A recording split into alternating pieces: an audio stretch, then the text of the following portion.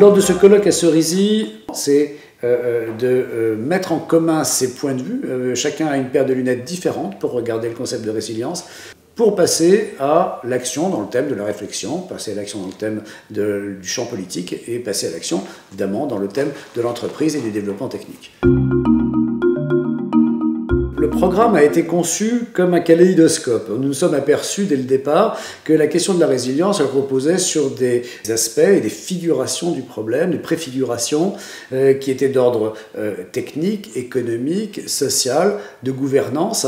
D'ailleurs, lors des premiers échanges qu'on a eus dans ce débat, on a tout de suite posé la question des définitions de la résilience, avec Serge Tisseron en particulier, et il a tout de suite amené la question du concept individuel de la résilience et du concept collectif. Quand on ajoute à cela les questions de résilience qu'on a abordées de multiples manières, par la question de la sécurité, de la cybersécurité, par la question de la maintenance et du poids économique des réseaux, par la question de l'interaction sur le territoire avec les acteurs du territoire et les élus. Ça, c'est fondamentalement important pour Veolia.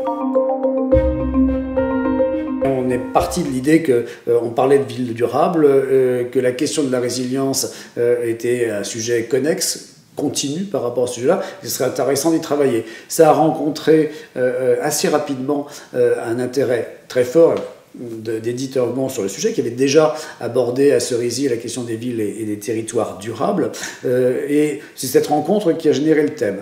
Nous avons également, très vite, lors de la conception de cette idée, eu ces discussions avec la Fabrique de la Cité. Et il m'a semblé qu'une collaboration de réflexion entre l'Institut Veolia et la Fabrique de la Cité pouvait permettre d'aborder ce thème sur avec plein de points de vue cohérents. On a choisi le parti pris de ne pas tout pouvoir traiter. Chacun de ces ateliers nous permet d'aborder un point de vue, comme je le disais, de passer des idées, de ne pas clore un sujet, mais de l'ouvrir. Ça a été une volonté dès le départ.